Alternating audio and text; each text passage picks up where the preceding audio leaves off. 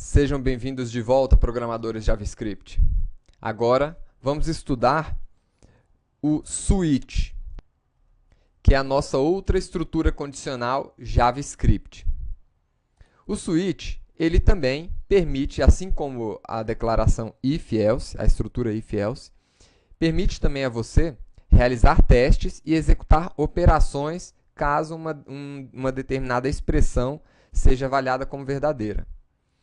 A vantagem aqui do switch se dá quando nós estamos fazendo uma única e uma mesma avaliação, né, para comparar com vários valores diferentes.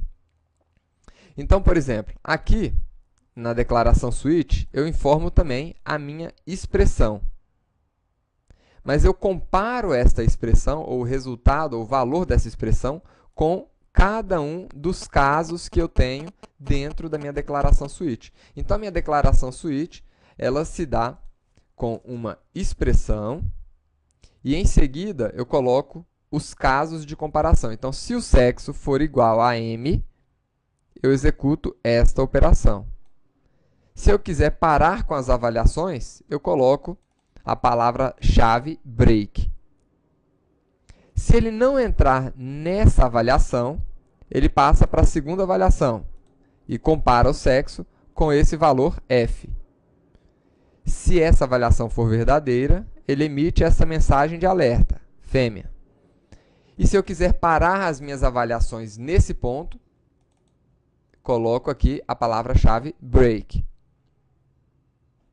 Se ele não entrar em nenhuma das possíveis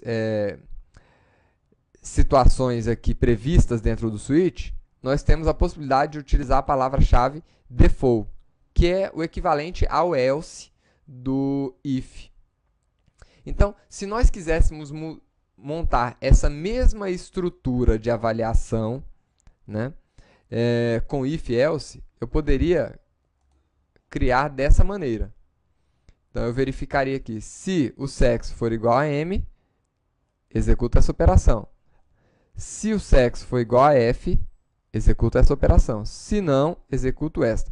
Agora, percebam aqui que em todas as minhas avaliações, eu preciso, de novo, trazer a variável e realizar a comparação com o valor daquele meu caso, né? Enquanto que aqui não. Eu só trago a variável para o switch, que é onde eu tenho aqui a minha expressão, e nos casos eu só tenho o valor que deve ser comparado àquela expressão do switch. Então, vamos ver aqui o resultado.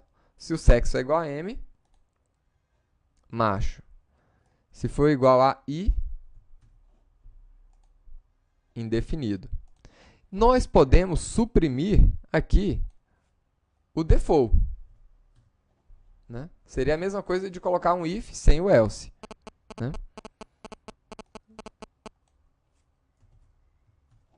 E também podemos suprimir o break. Vamos ver uma situação onde a gente pode querer suprimir o break. Eu montei aqui um outro script. E vamos colocar esse script aqui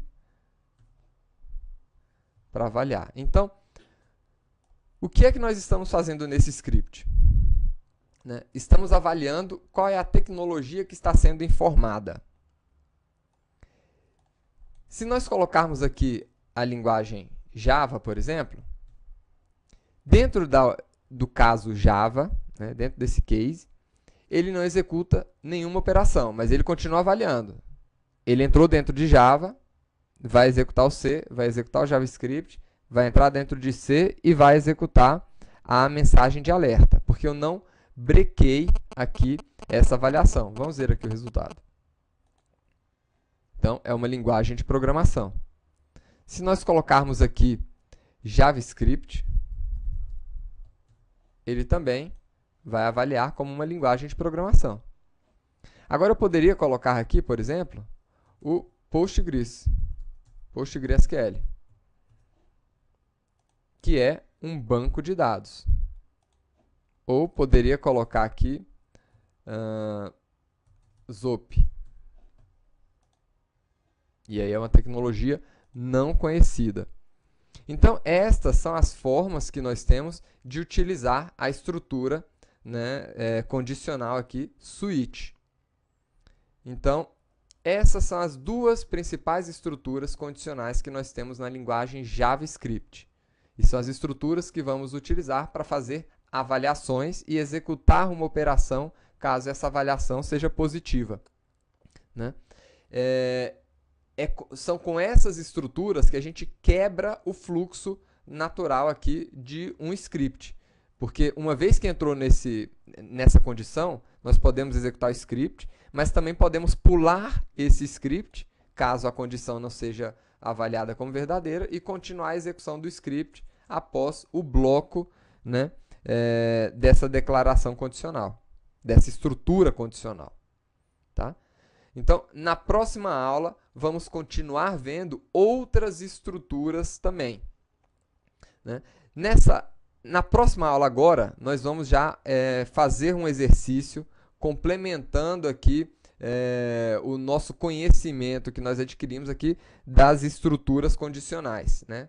Melhorando aquele exercício do cálculo do índice de massa corporal. Nos vemos na próxima aula, pessoal!